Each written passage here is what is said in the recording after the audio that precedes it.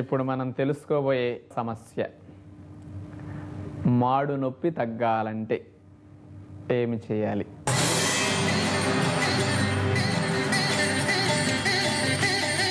చాలామందికి పార్శ్వపు నొప్పి అని ఇక్కడ అక్కడ అక్కడ వస్తుంటాయి. అవి కాదు, ఆల్రెడీ ఆ విషయం మనం గతంలో చెప్పుకున్నాం. ఈ భాగంలో మాత్రమే నొప్పి అనిపిస్తుంది, దాన్నే మాడు నొప్పి అంటారు. ఈ మాడు నొప్పి ముఖ్యంగా ప్రయాణాలు చేసేటప్పుడు ఎక్కువగా వస్తుంది. మరి కొంతమందికి ఎండలో తిరిగేటప్పుడు ఎక్కువగా వస్తుంది. చాలామంది షాపింగ్లు చేసేటప్పుడు ఈ మాడు నొప్పితో బాధపడుతూ ఇబ్బంది పడుతూ ఉంటారు. కొంతమందికి టెన్షన్స్ వచ్చినప్పుడు మాడు నొప్పి వచ్చేస్తుంది. ఇవి ప్రధానంగా ఏ సందర్భాల్లో వస్తాయని మనం చెప్పుకుంటున్నాం.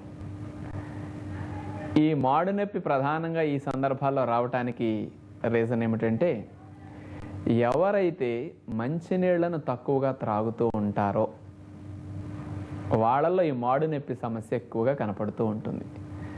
ఇప్పుడు ఎండలోకి వెళుతున్నాం. ఈ ఎండ నుంచి మన శరీరాన్ని చల్లపరిచి రక్షించేది నీరు. ఆ నీరు మన శరీరంలో తక్కువైనప్పుడు ఇతర భాగాలన్నీ తట్టుకోగలుగుతాయి. సున్నితమైన భాగం బ్రెయిన్ సెల్స్ ఇవి కదా. అందుకని ముఖ్యంగా శరీరంలో నీళ్లు తగ్గినప్పుడు మనకి ఇక్కడ వేడి ఎక్కువ అనిపించేస్తుంది. అందుకని నీళ్లు తగ్గినప్పుడు స్ట్రెయిన్కి మాడు భాగం పెయిన్గా అనిపిస్తుంది అనమాట. అలాగే బస్సు ప్రయాణాలు చేసేటప్పుడు కూడా చాలామంది నీరు త్రాగితే బాత్రూమ్కి వెళ్ళాల్సి వస్తుందని నీళ్లు త్రాగకుండా ప్రయాణం చేస్తుంటారు. పైగా బస్సులో అద్దాల్లోంచి గాలి ఫోర్స్గా వచ్చేస్తుంటుంది. ఆ ఎక్కువ గాలికి మన లోపల ఉన్న నీరు కూడా ఎక్కువగా ఆవిరైపోతుంది. ఫ్యాన్ హై స్పీడ్లో పెడితే బట్టలు త్వరగా ఆరిపోవు, తల త్వరగా ఆరిపోదు, కడిగిన నేల కూడా త్వరగా ఆరిపోదు. గాలి ఫోర్స్గా వస్తే నీరు ఆవిరి అవ్వటం ఎక్కువగా జరుగుతుంది. మరి బస్సు ప్రయాణాల్లో తక్కువ నీళ్లు తాగుతాం, ఎక్కువ నీళ్ళు ఆవిరైపోతాయి. అందుకని లోపల నీళ్లు చాలక బస్సు ప్రయాణాలు చేసేటప్పుడు కానీ చేసిన తర్వాత కానీ ఈ మాడు భాగం నొప్పి వస్తే రీజన్ నీళ్లు చాలకనమాట. టెన్షన్స్ వచ్చినప్పుడు కూడా బ్యాడ్ హార్మోన్స్ రిలీజ్ అవుతాయి. వాటి వల్ల రక్తం చిక్కపడుతుంది, బాడీ హీట్ ఎక్కువైపోతుంది. కూలింగ్ మెకానిజానికి సరిపడా నీళ్లు లేనప్పుడు ఈ భాగం స్ట్రెయిన్ అవుతూ మనకి నొప్పిగా అనిపిస్తూ ఉంటుందన్నమాట. చాలామంది షాపింగ్లు చేసేటప్పుడు కూడా నీళ్లు త్రాగితే యూరినల్స్ వస్తాయని అసలు అట్లా నీళ్లు త్రాగకుండా కూడా అదే పనిగా పొద్దు నుంచి సాయంకాలం వరకు తిరుగుతూ ఉంటారు. అలాంటప్పుడు కూడా ఈ స్ట్రెయిన్ జరుగుతూ ఉంటుంది. ఇలాంటి ముఖ్యంగా కారణాలని చెప్పచ్చు. ఈ సమస్యను మనం పరిష్కరించుకోవాలంటే మంచినీళ్ళని త్రాగటం చక్కటి పరిష్కారం. ఏమండి మరి బస్సు ప్రయాణాల్లో షాపింగ్లకి వెళ్ళేటప్పుడు మరి నీళ్లు త్రాగమంటే ఎలాగండి అనొచ్చు మీరు. అలాంటి సందర్భాల్లో మీరు మాడు నొప్పి రాకుండా ప్రయాణం చేయాలన్నా, షాపింగ్లకి వెళ్ళి మీరు అనుకున్నట్లు ఎక్కువ గంటలు అక్కడ ఉండాలన్నా మీకు యూరినల్స్ రాకుండా నీళ్లు త్రాగే టెక్నిక్ మీరు దృష్టిలో ఉంచుకోవాలన్నమాట. మనం ఒకేసారి ఎక్కువ నీళ్ళను త్రాగేస్తే శరీరం వాడుకోవాల్సిన నీరు వాడుకుని తనకు ఎక్కువైనప్పుడు నాకు అక్కర్లేదు నువ్వు బయటికి వెళ్ళని మూత్రాన్ని తయారు చేస్తుంది. అప్పుడు మనకు వెళ్ళాలంటే బస్సు ప్రయాణాల్లో షాపింగ్లకి వెళ్ళేటప్పుడు యూరినల్స్ ప్రాబ్లం ఉంటుంది. కాబట్టి మనం ఏం చేయాలి? యూరిన్ ఫామ్ అవ్వకుండా అంటే మూత్రం తయారవ్వకుండా నీళ్లను తగ్గించి తాగుతూ ఉండాలన్నమాట. అప్పుడు యూరిన్ రాదు, బాడీ కూల్గా ఉంటుంది.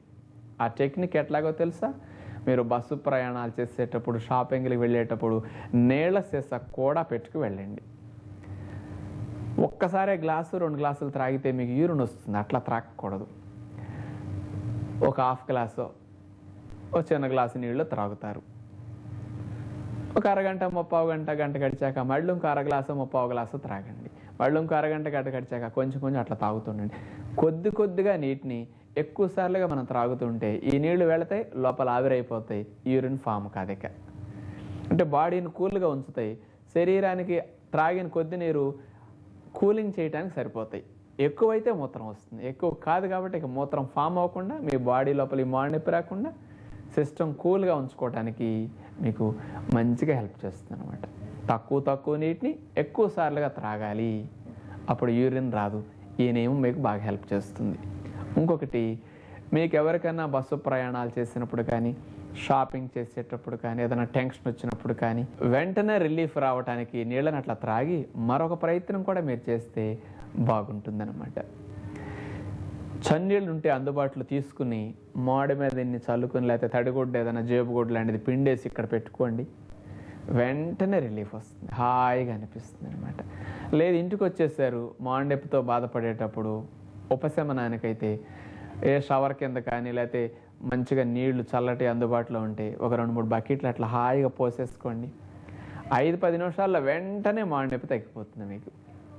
లోపలికి నీళ్లు త్రాగుతాం, అవి ఇక్కడికి చేరి సిస్టాన్ని కూల్ చేసే ఈలోపు తడిగొడ్డ పెట్టుకున్న, తల స్నానం చేసేసిన ఉపశమనం చాలా స్పీడ్గా వచ్చేస్తుంది అనమాట. ఇటు బాహ్యంగా కూలింగ్ ఇస్తాం, లోపల నుంచి కూడా కూలింగ్ నీళ్ళు అట్లా చేస్తాయి అన్నమాట. ఇలా తప్పనిసరిగా చేయండి, బాగుంటుంది. ఇంకొకటి మీరు దృష్టిలో ఉంచుకోవాల్సింది, వయసులో ఉన్న పిల్లలు, ముఖ్యంగా అమ్మాయిలు, వీళ్ళు కూడా నీళ్లు తక్కువ తాగబట్టి ఈ మాడునొప్పి సమస్య పురుషులతో పోలిస్తే స్త్రీలలో ఎక్కువ అని చెప్పచ్చు. ఈ రకంగా నీళ్లు త్రాగే టెక్నిక్ని మీరు తెలుసుకుంటే మనకి మాడునొప్పి సమస్యను పూర్తిగా పరిష్కరించుకోవచ్చు. మొక్కకు నీళ్లు చాలనప్పుడు మీరు ఎన్ని మందులు వేయండి, నీళ్లు చాలనందువల్ల వచ్చిన సమస్యలకి మందులు పరిష్కరిస్తాయేమో. నీళ్లు చాలక మొక్కకు వచ్చిన ఇబ్బందులు తొలగాలంటే నీళ్లు పోయటమే పరిష్కారము. చేత మాడునొప్పి వచ్చినప్పుడు పెయిన్ కిల్లర్ వేసి పడుకోవటం మాడునొప్పికి పరిష్కారం కాదు. మంచినీళ్ళను త్రాగి శరీరాన్ని సహజంగా పరిష్కరించుకోవటమే సరైన పరిష్కార మార్గం. అంచేత నీరు చాలనందువల్ల వచ్చే సమస్యలను నీటిని సరిగా త్రాగటం ద్వారానే పరిష్కరించుకోవటం సరైన పరిష్కార మార్గం. కాబట్టి మన శరీరానికి మంచినీళ్లను శరీరం కోరుకునే విధంగా మనం అందించి జీవించటం ఆరోగ్య లక్షణంగా మనందరం గ్రహిస్తే బాగుంటుందని మీ అందరికీ తెలియచేస్తున్నాం. అంచేత మనందరం మన శరీరంలో 3 వంతుల నీరు ఉంటుంది. ప్రతిరోజు మనం సరిగా నీరు త్రాగితేనే జీవ ప్రక్రియ సరిగా జరుగుతుందని మనం గుర్తుపెట్టుకుంటే బాగుంటుందని ఆశిస్తూ, రేపు మీ ఆరోగ్యం మీ చేతుల కార్యక్రమంలో మనందరం మళ్ళా కలుసుకునే ప్రయత్నం చేద్దాం. అంతవరకు సెలవు, నమస్కారం.